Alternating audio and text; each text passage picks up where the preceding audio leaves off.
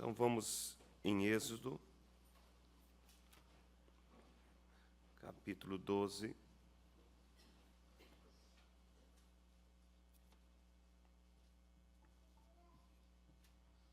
Verso 12 e 13.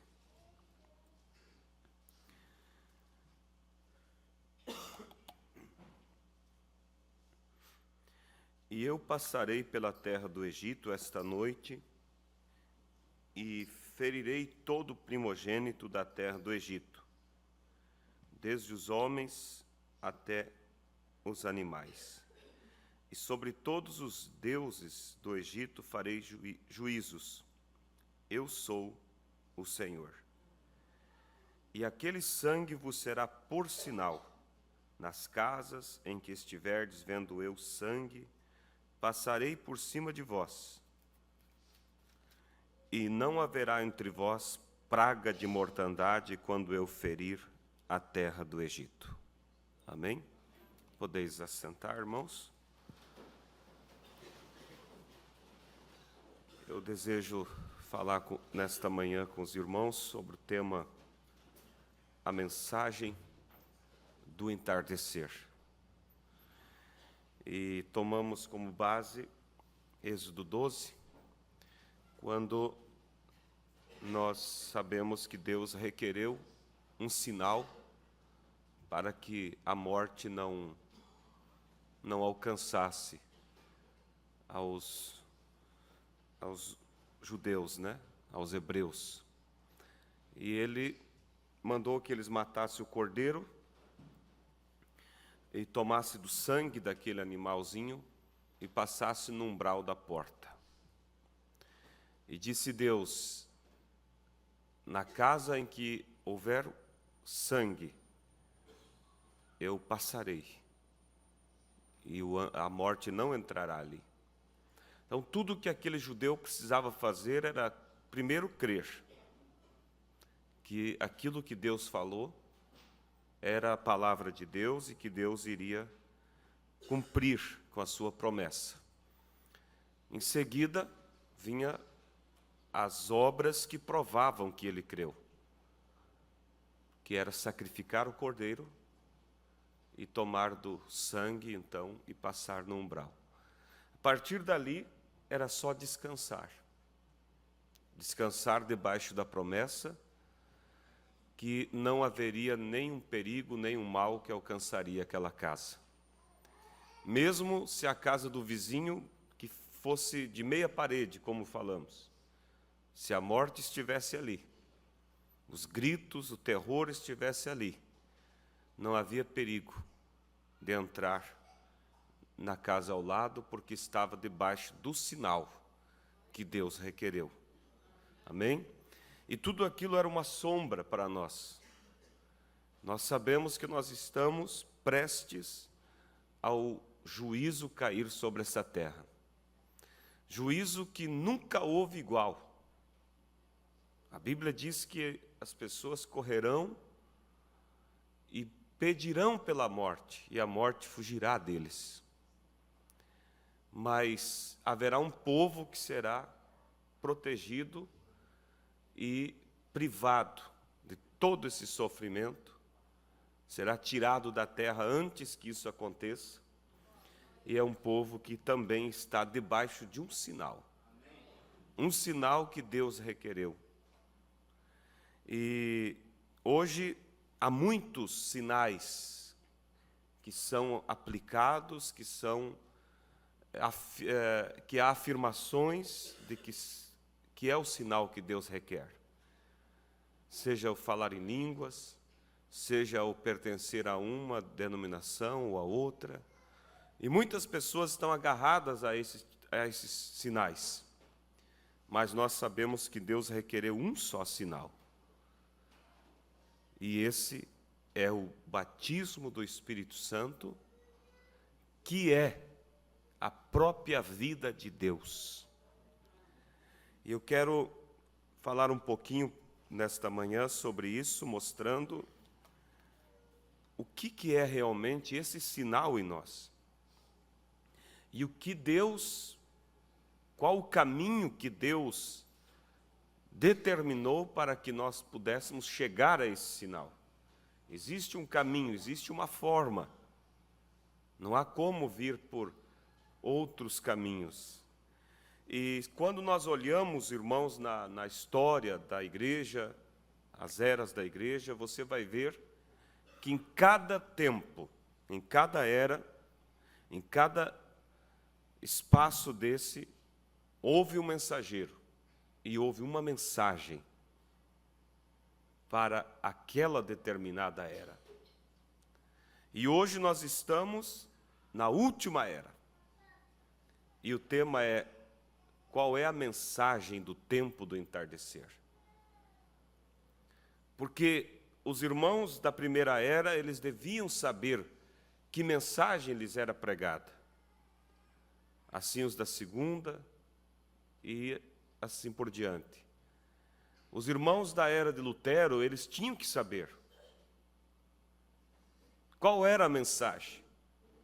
Justificação era a mensagem daquele tempo. Ele trouxe uma mensagem que chamava aquele povo a ser justificado pela fé no sacrifício de Cristo. E uma vez aqueles irmãos compreendendo a mensagem, eles estavam seguros. Nós vemos na era de Wesley, que veio depois de Lutero, a mensagem dele era o quê? Santificação. Aquele povo creu e captou o plano de Deus para a hora que eles estavam vivendo. Mas hoje nós estamos no fim de tudo. E há uma mensagem também. E nós devemos compreender qual é a mensagem do entardecer. Mas quando eu digo qual é a mensagem do entardecer, irmãos, não estou falando numa visão assim mais, como posso dizer, a amplitude de tudo que o profeta trouxe. Não, há um núcleo. E é esse ponto que eu chamo a mensagem do profeta. Assim como Lutero falou muitas coisas no dia da sua mensagem, ele, por exemplo, escreveu as 95 teses, ele tinha muitas coisas, ele não pregava só um assunto, mas havia, dentro de todo esse contexto, havia uma mensagem. Muitos, por certo, pegaram partes do que Lutero pregou, mas nunca pegaram a mensagem. Ao ponto que houve extremos, houve até guerras que foram feitas, como que dizendo em nome da mensagem. Teve a guerra dos 30 mil, né? 30 mil mortos. 30 anos, desculpa, dos 30 anos, aonde você vê que eles lutaram em nome da mensagem. Lutero nunca disse para eles que era para fazer aquilo. Eles não captaram o núcleo. Eles não captaram o sentido.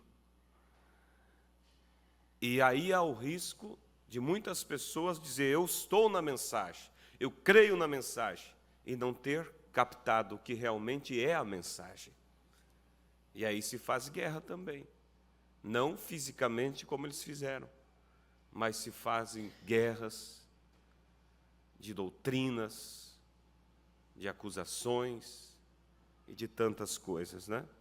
Então, cada mensageiro ele tinha uma mensagem para aquela era.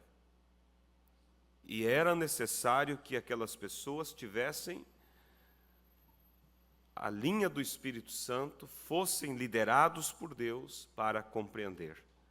Quando nós olhamos, irmãos, a mensagem de João Batista, precursor de Jesus Cristo em sua primeira vinda, João Batista não pregou só sobre o Messias.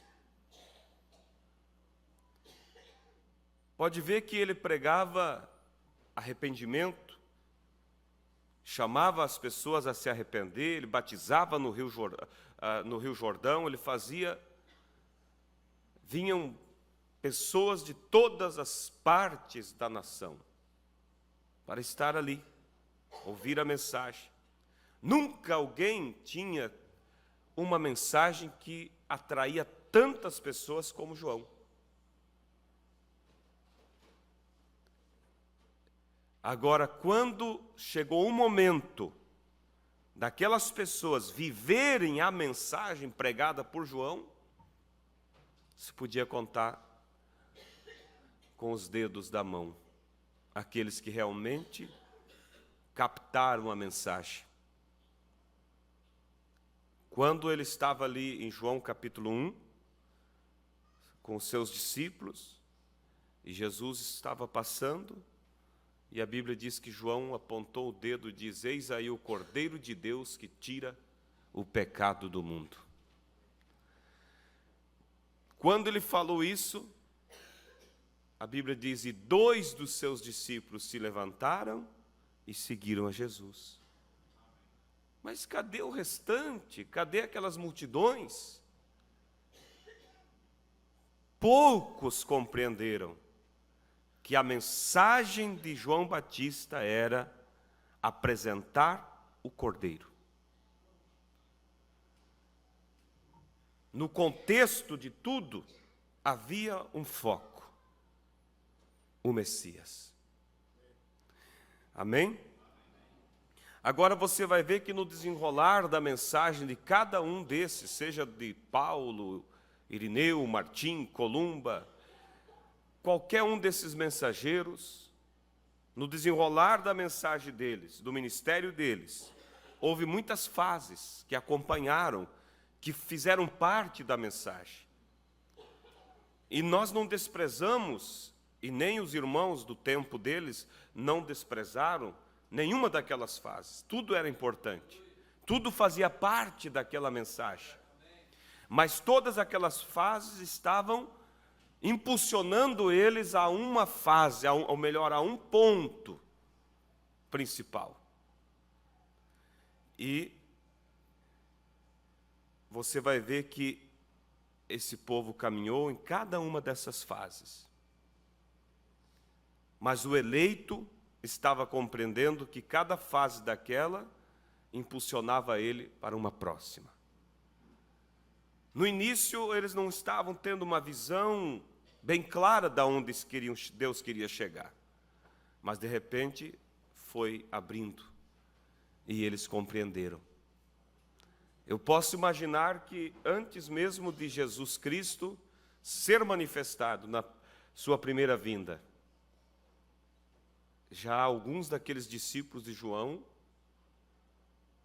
vamos dizer assim, no seu culto doméstico em casa, reunia os filhos ao redor e dizia: meus filhos, nós temos um privilégio que os nossos pais não tiveram. Nós veremos o Messias. Mas papai, como o senhor pode afirmar isso? Olha quanto tempo se espera o Messias. Que ele vai vir, nós sabemos, mas o senhor tem uma certeza exata que é nós que vamos ver? Como o senhor pode ter essa conclusão? Meu filho, o mensageiro que haveria de vir para preparar o caminho dele e apresentar ele a nós já está entre nós. A próxima fase agora é ver o Messias. Entende, irmãos? Então, Lutero teve sua mensagem, houve muitas coisas que acompanharam a mensagem dele, mas havia um núcleo principal. Wesley também. E hoje, como eu disse, nós estamos na era final, no tempo final, no tempo do entardecer. Quando chega o entardecer, morre-se um dia, para dar lugar a um novo dia. Nós estamos prestes a ver esse velho mundo morrer, para dar lugar a um novo mundo, onde reina a paz e a justiça, e aonde Cristo será o governador e nós estaremos com Ele. Aleluias! Então, para que nós possamos saber, nós temos que também olhar nessas eras passadas e ver o exemplo, para que não falhar onde aqueles irmãos falharam, porque muitos falharam, não conseguiram ver a mensagem, se escandalizaram na hora de realmente tomar posição. Na mensagem, o sinal, nós vamos ler alguns parágrafos, nós vamos captando a linha de Deus para nos apresentar realmente a mensagem do entardecer. E nós sabemos que nós estamos no tempo do fim, e no tempo do fim, a palavra de Deus diz que deveria haver uma restauração. Não é uma restauração só da doutrina, é uma restauração também do posicionamento da igreja. Do posicionamento da igreja. A mesma posição que houve lá no passado. E quando nós voltamos nossas mentes para o passado, nós vemos um Adão, antes da queda. Um Adão que era um pequeno Deus. Um Adão que a boca dele era a boca de Deus. Que ele tinha a palavra falada. E então, quando nós vemos que nós estamos no tempo da restauração, se entende então que o povo de Deus terá que voltar a esta mesma posição. A deidade de Cristo ser manifestada na igreja, aonde nós expressaremos o próprio Deus. E você vai observar que o diabo, irmãos, vocês estão me acompanhando, amém? O diabo, ele sempre anda em paralelo com Deus, tentando copiar, personificar. Ele sabe que Deus tem seu projeto com a igreja. Ele tenta fazer também um projeto igual com os seus. No projeto de Deus, a igreja chegará, antes do rapto, a ser a deidade expressada. Sim, onde nós seremos a expressão de Cristo. Pequenos deuses, Jesus disse, vós sois deuses. Nós vamos poder expressar a natureza de Cristo. O que o diabo está fazendo também? Ele está trabalhando com os seus, para levar eles também a expressar a essência de Satanás. Por isso a Bíblia diz que no tempo do fim, o limpo se tornaria mais limpo e o sujo se tornaria mais sujo. E nós vemos, irmãos, as notícias propagando de todo tipo a imoralidade. Quantos casamentos corretos, limpos acontecem e ninguém vê. Mas basta haver um casamento desse sodomita para a mídia bombar, como diz, a semana ou mais, apresentando. Então o diabo quer realmente levar os seus a serem a expressão. E aí é onde vai chegar o tempo que a besta vai ser o diabo encarnado. Hoje nós costumamos dizer que o Papa é a besta. Num certo sentido, sim, mas no sentido pleno, ainda não. O profeta diz que hoje ele é o falso profeta. Ele se tornará a besta quando o diabo se encarnar nele. Isso será no tempo do fim. E quando isso acontecer, e o diabo se encarnar no falso profeta, tornando-se então a besta, ele fará fogo descer do céu. sinais. E aí esse mundo pentecostalista, que só vive atrás de fogo e de barulho, vai se inclinar e vai dizer, não é que o homem é santo mesmo? E eles vão realmente crer. Ali será o diabo encarnado, irmãos. E é nesse tempo final que a noiva sobe. E o diabo encarnado na besta perseguirá a virgem louca. Mas veja só, se o diabo se encarna na besta, por outro lado, Cristo vai se materializar no sentido, ele se tornará uma unidade com a igreja, aonde nós teremos o poder da palavra falada, que não será você. Como disse um irmãozinho um tempo atrás, ele disse, alguém contando, ele disse, quando chegar o tempo do poder da palavra falada, eu vou fechar meu olho assim e vou dizer, quero aparecer na igreja, e vou aparecer na igreja. Quer dizer, eu vou usar o poder da palavra falada para, vamos dizer assim, alimentar minha preguiça, não precisar eu caminhar. Irmãos, o poder da palavra falada não vai ser usado de acordo com o que eu quero. Vai ser Cristo expressando através de nós, porque naquele tempo, nós chegaremos a ser a deidade de Cristo manifestada. E o profeta diz assim, que nós somente abriremos a boca e Deus falará.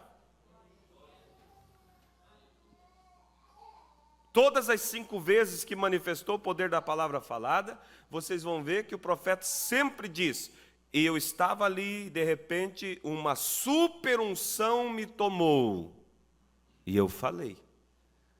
Nunca foi, eu estava ali, eu pensei, e eu analisei, e eu disse, eu vou. Não, uma super unção. Então a igreja vai chegar a esse plano de Deus. Aí o profeta diz assim, quando se fala sobre João na ilha de Pátimos, que estava no Espírito do dia do Senhor, ele disse, o irmão Branda disse, a isso eu chamo de a totalidade da vida cristã. Qual que é a totalidade da vida cristã? Estar em espírito. E é onde a igreja vai caminhando para viver essa intimidade com Deus, viver conectada com Deus nesse espírito, nessa unidade, ao ponto, irmãos, que você só abrirá a boca e Deus falará. E nesse meio de tempo, o diabo personificando também, ele vai querer se encarnar também, para que o homem do pecado somente abra a boca e o diabo fale. Amém? Mas graças a Deus que nós estamos no lado de cá, né? Nós estamos manifestando um outro plano, que é o plano da vida eterna. Amém? Glória a Deus. Você vê que privilégio você tem? Porque num teatro há personagens dos dois lados, um que vai apontar o lado do bem e o lado do mal. Mas aqui nós estamos nesse grupo do lado do bem. Amém? Aleluias. Então veja, irmãos, qual é a mensagem? Se no tempo do fim, tudo tem que voltar ao princípio. Vamos aqui no parágrafo 52 e 53 da mensagem, o sinal.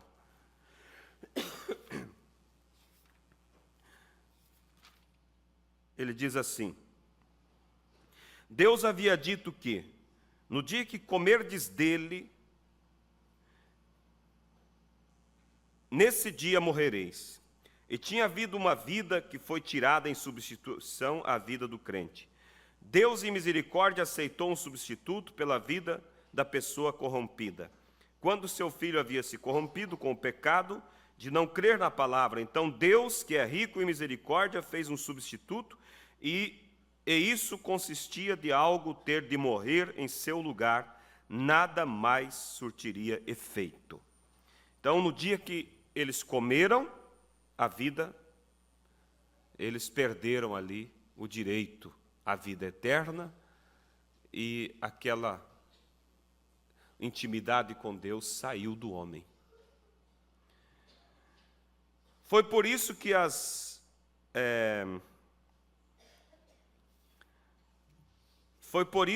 maçãs e pêssegos de Caim, e assim por diante, não surtiram efeito.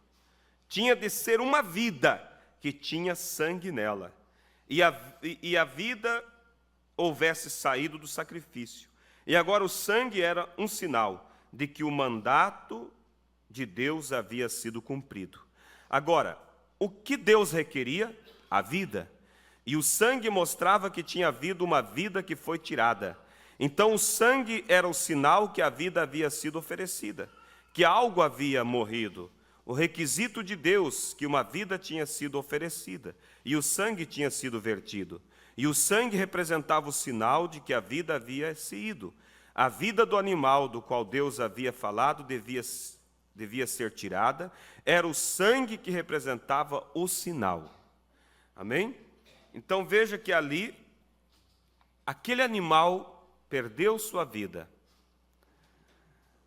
A vida foi tirada dele, no lugar da vida do homem que deveria perder. Mas era um sangue de animal, era um sangue natural. E no parágrafo 68, o profeta diz assim, 68 a seguir. Então o sangue foi um sinal, ou uma identificação. O sangue identificava que o adorador havia matado o cordeiro. O sinal requerido por Deus lá era o sangue, a química. O sangue identificava que o adorador havia matado o cordeiro e aceitado o cordeiro e aplicado o sinal em si mesmo. E não tinha se envergonhado. Ele não se importava com quem o visse. Ele queria que todos o vissem e o aplicava em tal posição que todo aquele que passava podia ver aquele sinal. Veja, muitas pessoas querem ser cristãs. Elas gostam de fazê-lo secretamente, de modo que ninguém saiba que são cristãs. Ou as pessoas com quem andam, algumas pensam, bem, agora, veja, eu quero ser um cristão, mas eu não quero que o fulano de tal saiba disso. Está vendo? Bem, agora, veja você, isso não é cristianismo. O cristianismo tem que mostrar o seu sinal, veja, publicamente. Na vida pública, no escritório, na rua, quando se apresentam os problemas, qualquer coisa na igreja, em todas as partes, o sangue é o sinal deve ser aplicado. O sangue era um sinal ou uma identificação, identificando que o indivíduo havia sido redimido. Agora, bem, observe, eles já eram redimidos antes que algo sucedesse. Eles aplicavam o sangue por fé, veja, antes que isso realmente acontecesse. O sangue era aplicado por fé, crendo que sucederia. Vê, antes que a ira de Deus passasse pela terra, o sangue tinha que ser aplicado primeiro. Era tarde demais depois que a ira já houvesse caído. Então, hoje o sinal tem que ser aplicado antes que a ira de Deus venha sobre a terra. Mas vamos um pouquinho mais.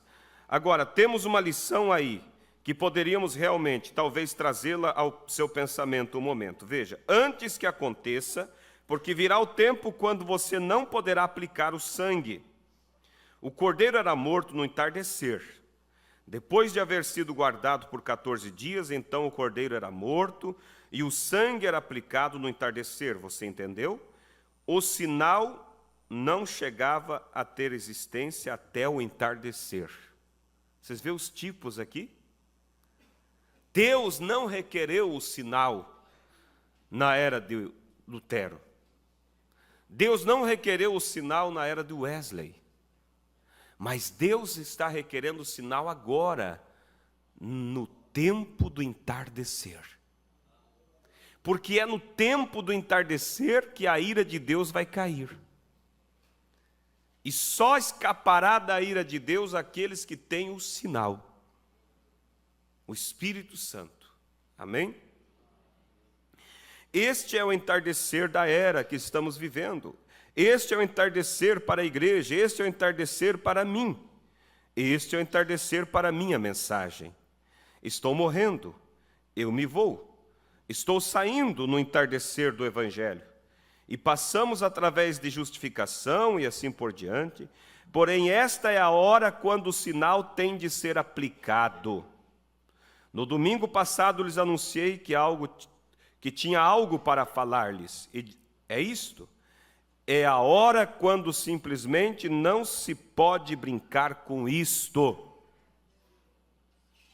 Mombrana estava lá na mata, e Deus falou com ele e lhe deu a mensagem, o sinal. E daí Deus disse para ele: agora você vá e coloque isso sobre o povo. E ele veio e ele disse: eu avisei domingo passado que eu tinha algo para falar para vocês. E é isso. E ele disse: vocês não podem brincar com isso. É a hora quando simplesmente não se pode brincar com isso. Tem de ser aplicado. Se for para ser aplicado, tem de se aplicar agora. Porque podemos ver que a ira está para passar pela terra, e tudo que não tiver sob o sinal perecerá. O sangue identifica você. Amém? O sangue identifica você.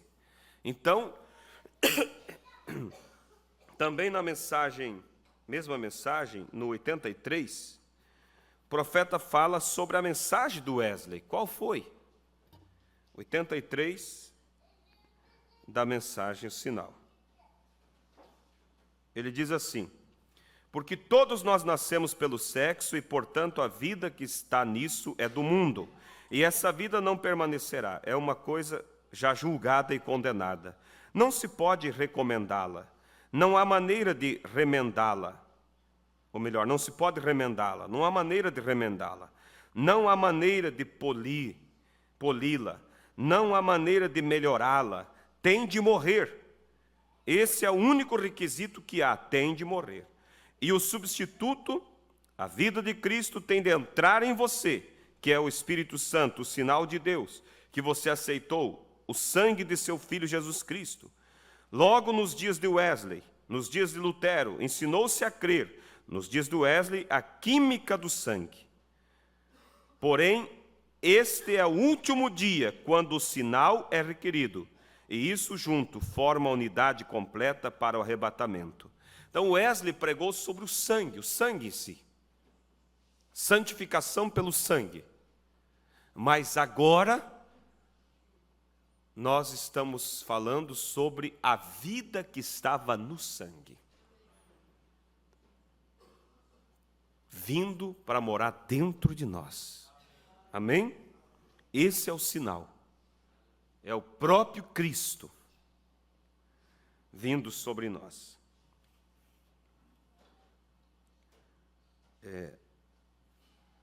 93, né?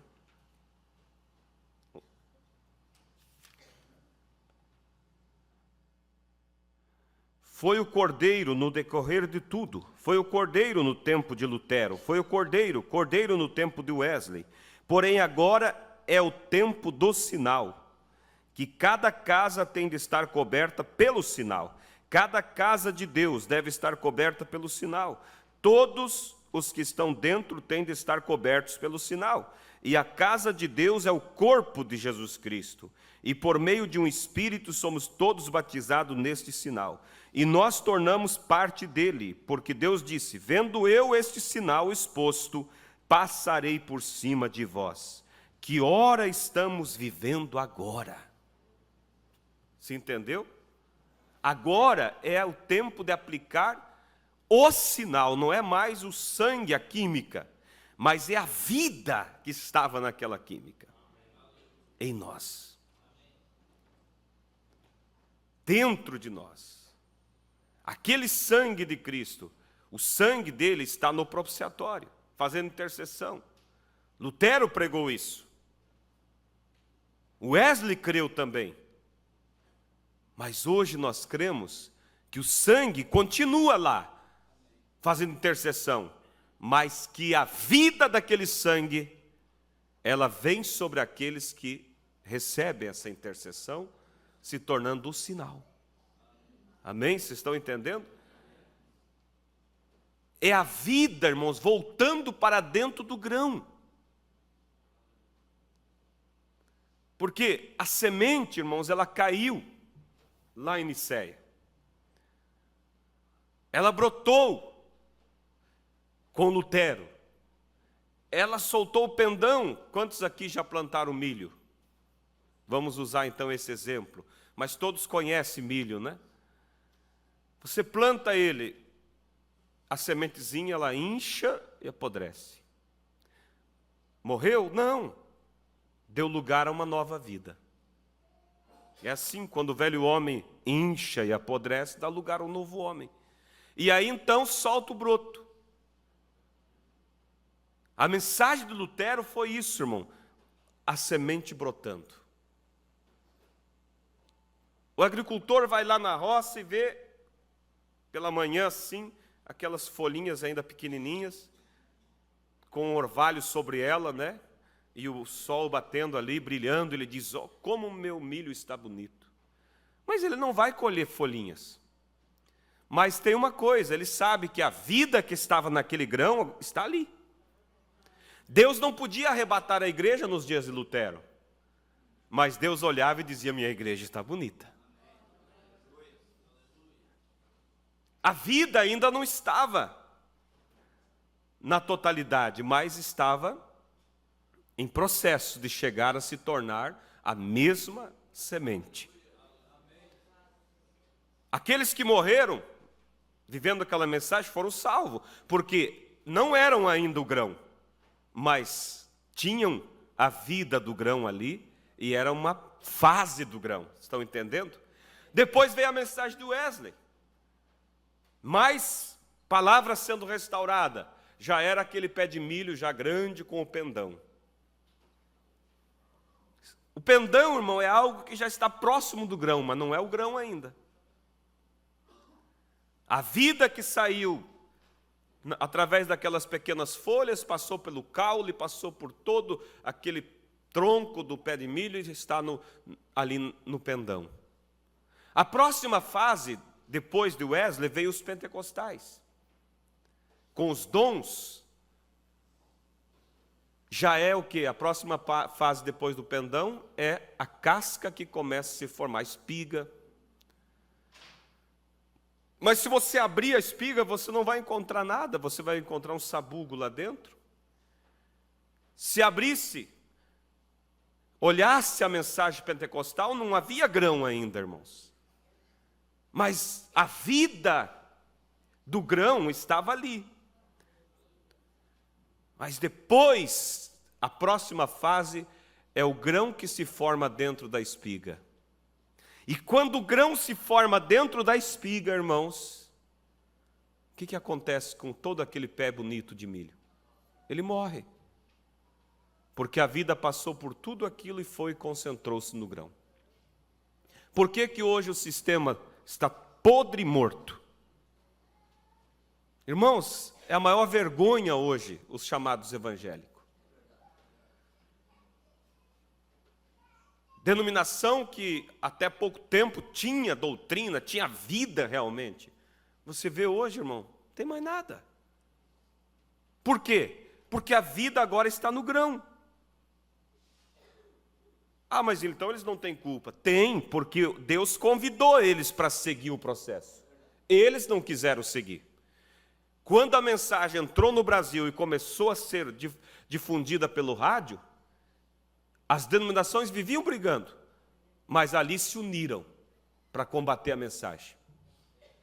Para comprar rádio, para não deixar mais ter programa, para super valorizar o horário, eu pago tanto, mas tira esse programa. Por quê, irmãos? Então eles se levantaram contra, a vida seguiu, e eles morreram. Mas hoje, irmãos, o grão, ele tornou-se o grão original. Por isso, irmão, não há uma próxima era, porque não há uma próxima fase depois que o grão se torna grão. O que acontece ali é a colheita. E agora, então, estamos prestes à colheita. Amém? Prestes à colheita. E você vai ver também, irmãos, nesse processo que eu estou dizendo, para entender qual é a mensagem do tempo do fim, nós olhamos, como eu disse, lá para Adão, que tinha a palavra falada e perdeu por causa do pecado, mas que agora é o tempo da restauração, então Deus trará tudo isso de volta numa noiva, que eu disse, terá o poder da palavra falada, será a deidade de Cristo aqui na terra. E nesse processo você vai ver que depois da queda do homem, o homem era a obra-prima de Deus, irmãos. E o diabo veio e derrubou. Agora, Deus iria deixar sua obra-prima caída? Não. Deus começou um processo de restauração. E nesse processo, para restaurar a obra-prima, o profeta diz que todo escultor, quando ele vai construir uma obra, primeira coisa que ele faz é o quê? Alguém lembra? A base. Primeira coisa é a base. Ele não vai construir sua obra-prima no chão. Ele vai construir aquela base. E quando Deus, o grande escultor, o grande Deus, foi restaurar de novo a sua obra-prima que tinha caído, a primeira coisa que ele teve que fazer era formar a base. E o profeta diz que a base ele formou através dos patriarcas. Os patriarcas, Abraão, Isaque, Jacó, foram a base para iniciar-se a construção da obra-prima de Deus. Que obra-prima? Vocês estão entendendo a obra-prima? Trazer um homem outra vez a original, como Adão era. Quando a base estava pronta, então ele começou o corpo desta obra. E o profeta diz, o corpo foi construído pelos profetas. Os profetas foram o corpo da obra. Começando ali por Moisés e indo até o último profeta do Velho Testamento, João Batista, que foi o maior dos profetas. Então os profetas foram o corpo da obra. E Cristo, a cabeça. João Batista introduziu a cabeça. Então veja que Cristo, a cabeça da obra-prima. Ali, irmãos, se concluiu a obra. E Deus voltou, irmãos, a vida voltou outra vez para dentro de um grão. Cristo era agora a totalidade, a obra-prima de Deus. Fazendo o que o Adão fazia antes da queda. Amém? E ele então, Cristo, trouxe ali a igreja primitiva. Mas o diabo veio e derrubou a igreja. Mas, como eu disse, Deus começa o processo da restauração de novo. Quando agora chegamos ao final, com a mensagem final. Então, esta mensagem, irmãos, escuta isso. Qual é a mensagem do entardecer? O sinal. Ah, mas a revelação dos selos, semente da serpente, restauração do batismo em nome de Jesus, fé num só Deus, tudo faz parte da mensagem. Mas a mensagem é o sinal. Quem falhar em ver isso, irmãos, vai perder o rapto. Pode compreender todos os mistérios do Apocalipse, mas, e eu vou dizer, irmãos, muitos têm falhado. Assim como os da igreja, do tempo da primeira vinda, creram em muitas coisas que João Batista veio para fazer, fazia parte de toda aquela mensagem. Creram na pregação do arrependimento, no batismo que João batizava, mas não conseguiram ver que a mensagem dele era apontar Cristo. E o profeta diz, não é eu que digo, ele diz, a mensagem de Wesley, de João Batista, a mensagem de Lutero, o profeta diz, foi justificação. A mensagem de Wesley foi santificação.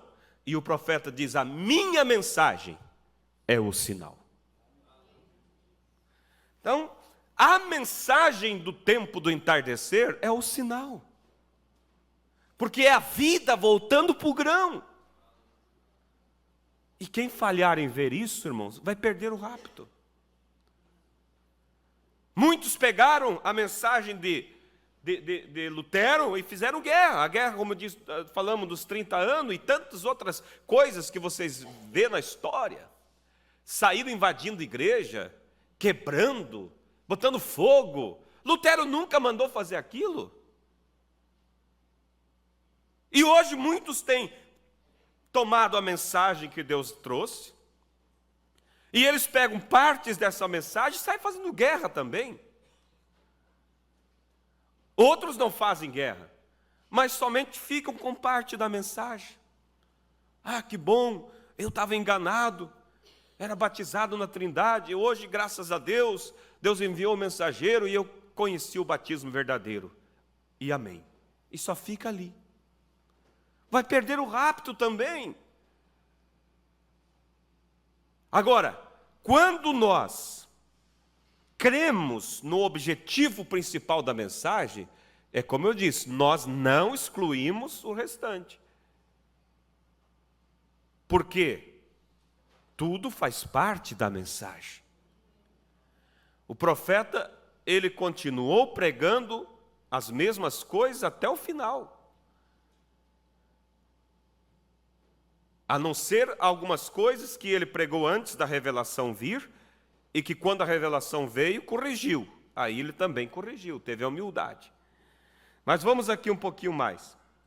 No parágrafo 152, da mensagem ao sinal, ou melhor, 125.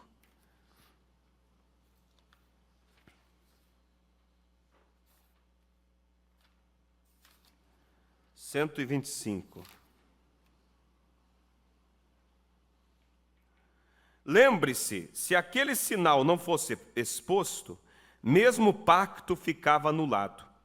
Isso mesmo, o pacto ficava anulado.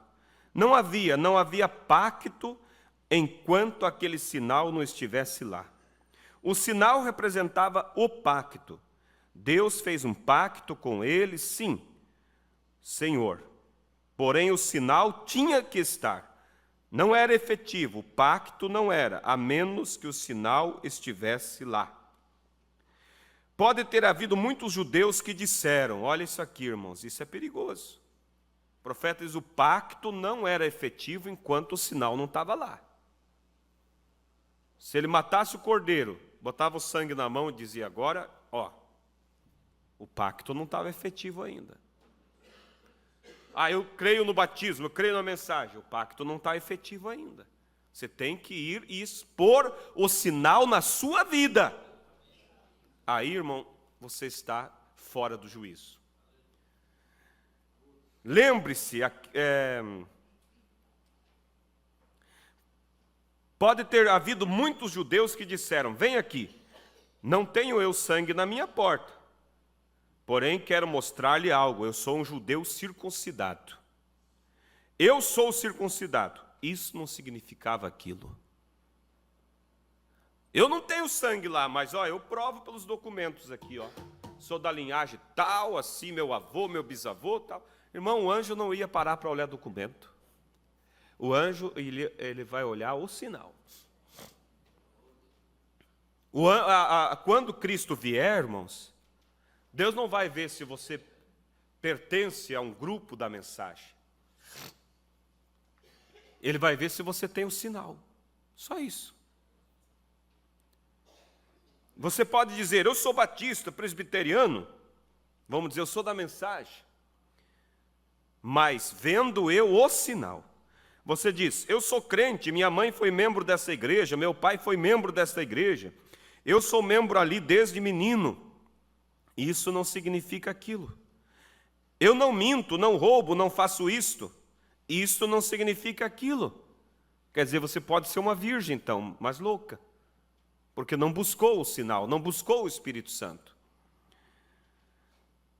Eu pertenço ao tabernáculo Brana. Quer dizer, eu sou da mensagem então. Eu faço isto, aquilo mais. Eu creio em toda a palavra. Agora, judeus podiam dizer, eu creio em Jeová. Se cresce, ele teria ouvido a mensagem da hora, certamente que sim. Tinham muitas mensagens, tinham muitas mensagens, porém esta era a mensagem da hora. Vê, eu creio na mensagem da hora, sim, o sangue foi aplicado no entardecer. Se cresce, eu creio na mensagem da hora.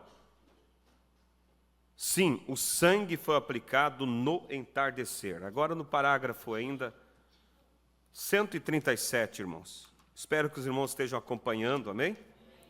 137. Mas vendo eu o sinal, passarei por cima de vós. Este é o requisito de Deus para esta hora, para agora. A mensagem do entardecer para aplicar o sinal. Ou melhor, a mensagem do entardecer é para aplicar o sinal. Então, qual é a mensagem do entardecer? Aplicar o sinal. Essa é a mensagem. Estou repetindo, mas para que ninguém me interprete mal também. Não abolimos nada. Tudo é uma estrutura. O batismo, Santa Ceia, a unidade, a revelação dos selos, casamento e divórcio, semente da serpente, tudo isso, Deus não está nas denominações, tudo isso faz parte dessa gloriosa mensagem. Mas tudo isso vem nos levando para um ponto, o sinal. Ontem nós pregamos ali em Formosa, depois o Coronel Freitas, e no final o irmão Jurandir trouxe uma palavra e ele disse assim, são praticamente 1.200 mensagens. E de todas as mensagens que eu li, disse ele, todas elas levam a um ponto, o batismo do Espírito Santo. E se você não observou isso, observe. Você vai ver tantos tipos de mensagem, título, mensagem essa, mensagem aquela outra, mas você vai ver que sempre o contexto vai ser o sinal. O sinal. Porque essa é a mensagem do entardecer. Desculpa. Então veja, olha aqui, irmãos, vou repetir, o título da mensagem que estamos pregando é qual é a mensagem? A mensagem do entardecer. E 137 da mensagem, o sinal, ele diz, mas eu, vendo o sinal, passarei por cima de vós. Este é o requisito de Deus para esta hora. A mensagem do entardecer é para aplicar o sinal. Vamos falar junto? A mensagem do entardecer é para aplicar o sinal. Esta é a mensagem. Que Deus livre de alguém falhar em ver. Não venha estar somente, eu sou da mensagem, que coisa boa, como que a mensagem abre a mente da gente vê tanta coisa gloriosa, amém. Mas sem o sinal, irmãos, o profeta diz, vai ser bucha para bomba atômica.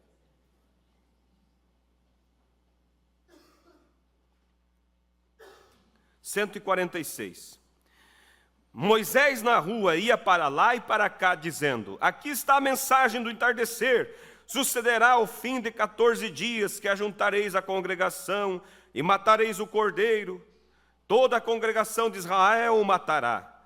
Porão suas mãos sobre ele, identificando-se com ele, e o sangue será posto sobre sobre o portal e sobre a verga da porta. E vendo eu o sangue, passarei por cima de vós, porque é um sinal que haveis aceitado a morte do Cordeiro que eu provi para vós.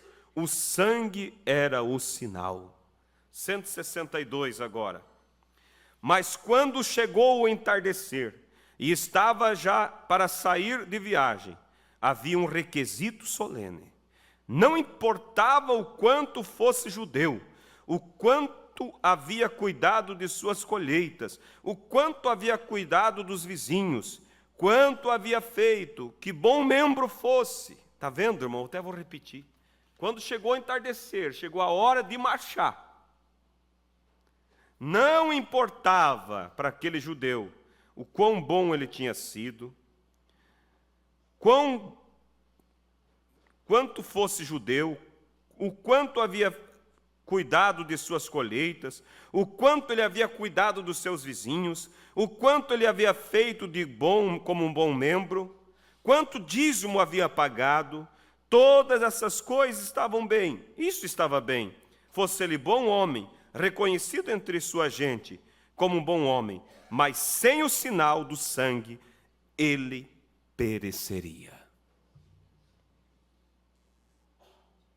Não importa o quão bom membro de igreja nós sejamos, o quanto nós conheçamos a mensagem e possa amar, mas sem o sinal, nós pereceremos. Então, a mensagem, quando se resume, qual é a mensagem do entardecer? O sinal. Qual é a mensagem do mensageiro da sétima era? O sinal. Facilmente a gente diz, qual é a mensagem do Wesley? Justificação. Só uma palavra, né? Justificação. Mas o Wesley, a vida toda pregou só isso? Não, irmãos, havia muitas coisas que acompanharam. De Lutero, né? Estou trocando os nomes. Qual é a mensagem do Wesley? Santificação. Só uma palavra. Será que o Wesley pregou a vida toda só isso? Não, irmãos, havia muitas coisas que acompanhavam. Mas a mensagem dele, o núcleo era isso. E se houvesse uma próxima era, então o próximo povo lá, com a próxima mensagem, diria, olha, houve a mensagem de Lutero, que foi justificação, houve a mensagem do Wesley, que foi santificação, houve a mensagem do irmão Branham, que foi o sinal. Eles diriam isso. Entende, irmãos? Mas o perigo, irmãos, é que muitos falharam em ver realmente qual era a mensagem de Lutero. Mesmo estando ali com Lutero. Irmãos, pessoas que estavam e conviviam com o irmão Branham falharam em ver a mensagem. Falharam em ver a mensagem, irmãos. Não conseguiram ver. Mas que Deus nos ajude nós entender que a mensagem do tempo do fim é o sinal. Não desprezamos outras coisas de forma alguma. Não precisa nem eu repetir isso. Mas nós sabemos que precisamos do sinal. Porque o sinal é o quê? A vida. Se é o tempo do fim, quando a restauração se conclui, a vida tem que voltar para o grão. A vida tem que voltar para o grão. E a vida é o sinal, é o Espírito de Deus, é Cristo na igreja. Agora você vê que tem semente que você planta e não nasce. São sementes que não têm vida. Houve uma interrupção no processo dela em algum tempo. Então a mensagem em si, irmãos, ela vai, conforme você vai crescendo na mensagem, ela vai formando o grão em você. Mas você tem que ir até o final do processo para que aquele germezinho de vida se forme lá dentro. Há perigo de pessoas, na aparência, ser um grão. A doutrina da mensagem foi formando essa estrutura. Porque a vida, irmãos, não vem fora da estrutura que eu chamo aquela massa do grão. A vida vem lá dentro. Esse é o perigo. A pessoa vai, a mensagem vai formando, daí ela para, ela permite, ela se estabiliza e diz: agora está tudo bem. Houve uma interrupção. Quando der o arrebatamento, não sobe, porque ele não conseguiu chegar a ser a mensagem. Mas que Deus nos ajude, irmãos, que a minha vida e a sua vida prossiga cada dia, como a vereda do justo é a luz, como a vereda do justo é como a luz da aurora, vai brilhando, brilhando, até ser dia perfeito. Não caia na tentação de dizer: eu já sou um crente maduro. Não, irmãos. Enquanto eu viver, eu vou precisar. Ah, mas então, ninguém está completo ainda se der o rapto. Irmãos, se você está nesse processo e não interrompeu esse processo, não tenha dúvida que antes do rapto acontecer, Deus vai completar a obra.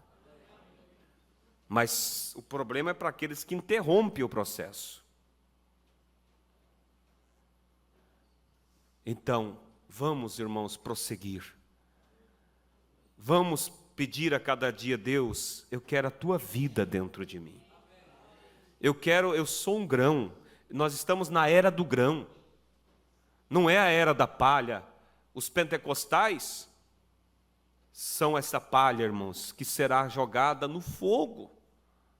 Mas nós somos... Agora você vê que a palha e o grão, elas estão sempre juntas. É a colheita que tira ela dali.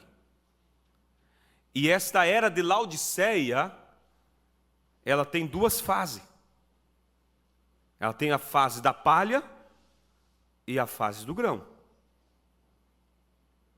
Então, o que terminou foi a fase da palha. Mas a fase para o grão continua. Deus está tratando agora com o grão. Deus está tratando com o grão. Amém? Vamos nos colocar de pé, irmãos. Espero que isso tenha nos ajudado a refrescar as nossas mentes para aquilo que nós já sabemos.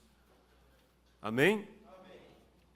Porque o profeta diz, em uma outra mensagem, ele diz: de nada adianta você dizer: irmão Brana, eu sou da mensagem. Ele diz: se tu não tiver o sinal, você não me diz nada. 201, encerrando 201, e o profeta diz assim, ó: aplique-o na igreja. Olha só, não vá falhar. Queira não falhar. Olha o conselho do profeta. Ele está dizendo para você: não falhe. Não deixa que se ponha o sol. Não vá repousar, nem de dia nem de noite. Não se arrisque. Não dará certo, filhos, não dará certo. Você tem que ter o sinal. Você diz: eu creio sim, eu creio na mensagem. Está bem, mas isso é bom. Mas você tem que ter o sinal. Está vendo? Eu creio na mensagem, irmão Brana. Quer dizer, eu creio em todo essas outras, tudo que compõe a mensagem. Está bem. Mas você precisa de algo mais. Mas você tem que ter o sinal. Está ouvindo o Tabernáculo Brana? Você tem que ter o sinal exposto. Sem ele, todo o seu esforço em crer é em vão. Vê? Você vive uma boa vida, você ouve a palavra e diz, você vai à igreja, trata de viver direito, isso está bem, mas isto não é ele ainda. É ele fazendo uma obra em você, mas precisa ser ele dentro de você. Vendo eu o sangue, este sinal, e o sinal aqui, porque o que ele tinha que ver lá no passado, a química propriamente dita, porque a vida havia saído dele, era um animal. Porém aqui é a própria vida dele, aquela que estava no sangue. E a química unicamente era um indicativo ou um sinal de santificação, mas a própria vida é o sinal, pois sem a circuncisão, sem o sinal, você nem sequer está no pacto. Sem o sinal, veja, nem no pacto você está. A coisa inteira funciona em harmonia. Se você diz que está circuncidado pela palavra, e por ela somente, então você crerá na palavra. Se você crê na palavra, então o sinal tem que vir, pois ele disse: arrependei-vos e cada um de vós seja batizado no nome de Jesus Cristo para perdão dos pecados, e recebereis o dom do Espírito Santo. Aí está você. Ó, que coisa! Precioso Deus, eterno Pai. Qual é a mensagem do entardecer, Pai? O Senhor acabou de nos mostrar e dizer aqui que é o sinal, é a vida de Cristo, o Espírito Santo em nós. Cremos em toda a mensagem, não deixamos nada para trás, mas agradecemos a Ti pelo Senhor nos mostrar o núcleo, o centro, o objetivo da mensagem, Pai. Nos levar a ter a vida de Cristo em nós, para que isso possa culminar no arrebatamento, Pai. Como disse o Teu profeta, você pode dizer: eu sou do Tabernáculo Brana, eu creio em toda a mensagem. Ele disse: isso tudo é bom, mas não é tudo. Pai, não deixe nós falhar, Pai. Quietamente e solenemente nesta manhã nós te pedimos, não deixe tua igreja falhar. Ajuda o crente novo e o crente velho, todos a crer e compreender que precisam do sinal, render-se, abrir-se o coração a Ti, Pai, e saber que isso é uma obra do Espírito Santo, e ninguém vir a pensar que não é digno disso. Pai, o Senhor nos faz digno através do seu sacrifício. E todo aquele que clama e suspira por isso, Pai, terá o batismo do Espírito Santo, o selo na alma, Pai. Deus querido e eterno Pai, envia esse sentimento na Tua noiva, e que haja um clamor, como disse o Teu profeta, que não venhamos descansar nem de dia nem de noite, mas desejar, clamar, suspirar por isso, Pai, até que o Senhor venha e a vida que estava no sangue venha para dentro de nós, selando a nossa alma, Pai. Conceda isso, meu Deus. Assim eu peço agora que o Senhor ponha isso sobre a igreja e trabalhe isso na Tua noiva, Pai. Em nome do Senhor Jesus Cristo nós lhe pedimos. Amém, Jesus. Amém.